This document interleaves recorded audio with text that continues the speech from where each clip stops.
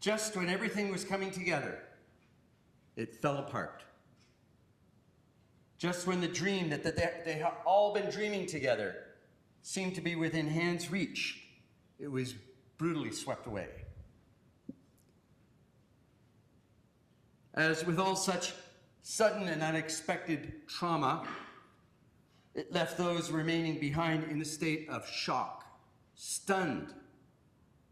Normally it takes years, decades, lifetimes to process such horrible disaster.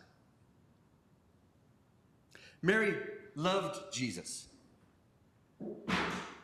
She had followed him everywhere and sat listening to his teachings and watched as he brought health and well-being to those who had formerly known disease and suffering. She watched as the crowds grew. As Jesus approached Jerusalem, Jesus' mania was in the air. Just last week, Jesus had ridden victoriously into Jerusalem. It was not hard to be taken up by the thrill of the moment. There's so much promise, so much potential hovering around Jesus. So when he was arrested, and before you could even catch your breath, condemned and killed, just like that. It seemed so impossible, utterly unexpected. So Mary was in shock. Mary was utterly stunned. Everything had gone from a place of exciting potential to heartbroken paralysis. That was just last Friday. Today is Sunday, and today her state of mind has not changed. She goes to the tomb in a daze, in shock and in sorrow. When she gets to the tomb, she sees that the stone has been rolled away, and this is very odd. She doesn't know what to make of it, so she runs to tell the disciples. Two of them run back to the tomb and find things exactly as she said that they would. None of them understood. The two men went back to their homes, but Mary remained. Mary stood outside the tomb weeping. Why would someone steal the body of Jesus? Why would somebody do something like that? What a cruel, what a thoughtless thing to do. Weeping, she bent over, and then she noticed some movement in the tomb. So she went over and looked in and saw two people there.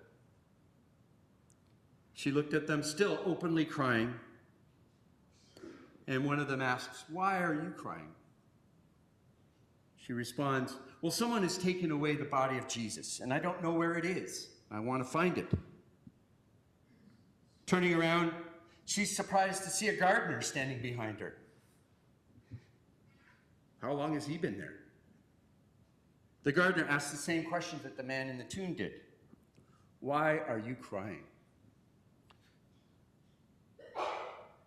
Through her tears, she says to the gardener, "Sir, if you've taken him away, if you've taken away the body of Jesus, just tell me where it is and I will get it. I will take it." So here I pause, partially to collect myself, and partially because this is one of my favorite moments in the Bible. This pause, this moment here between what has just been stated and the next word. The next word that will be uttered in this story will change everything.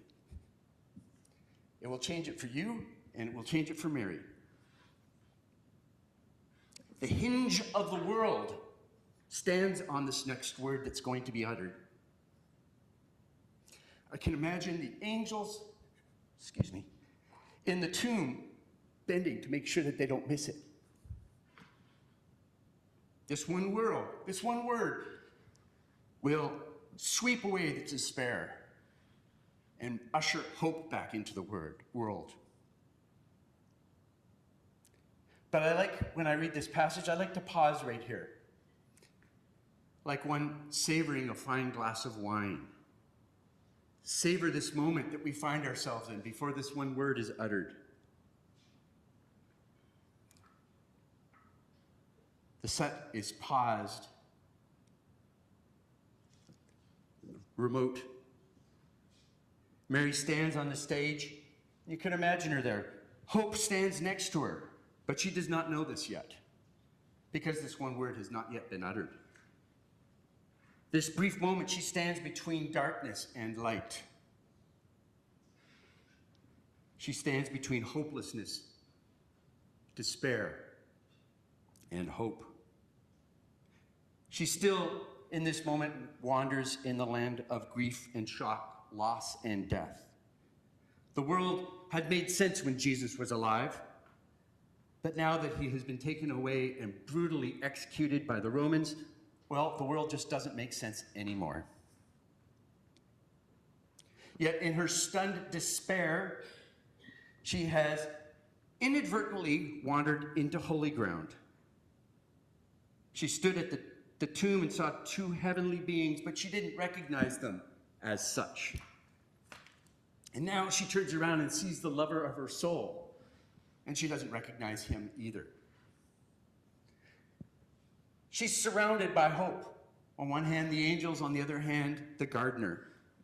She's surrounded by good news before and behind, but she cannot see it because despair has won her heart.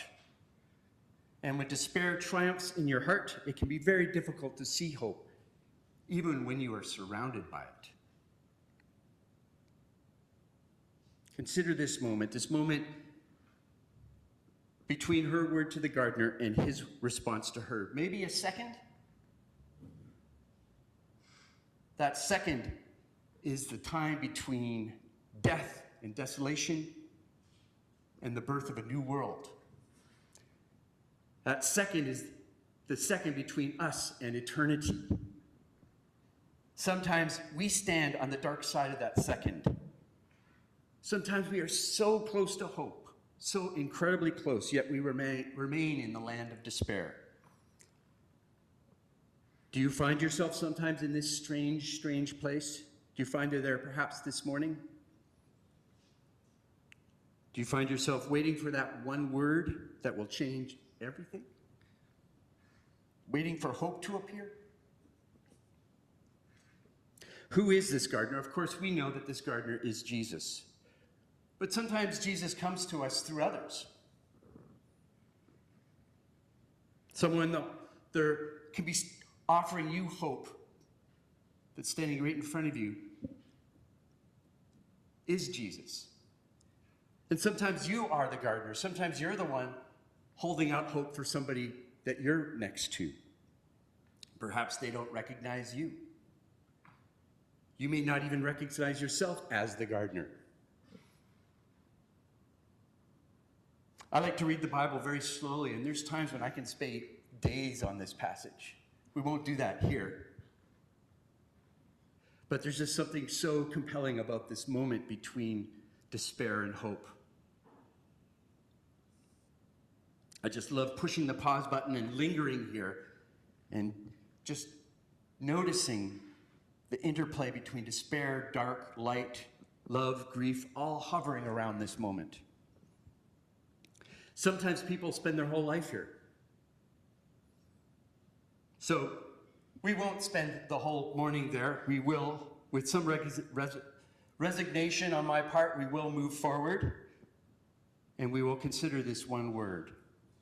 So Mary says to this gardener, "Sir, if you have carried him away, tell me where you have laid him, and I will take him away."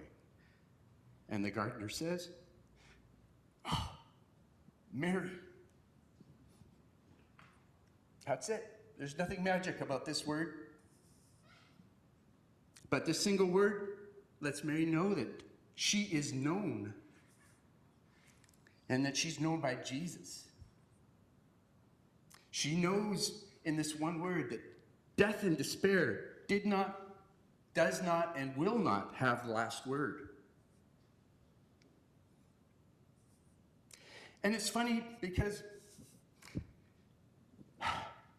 When we hear this word, it might sound a little different to us. When we hear this word Mary, it might sound just a little different. It might sound like something like Steve, Barbara, Melissa, John, or whatever your name happens to be.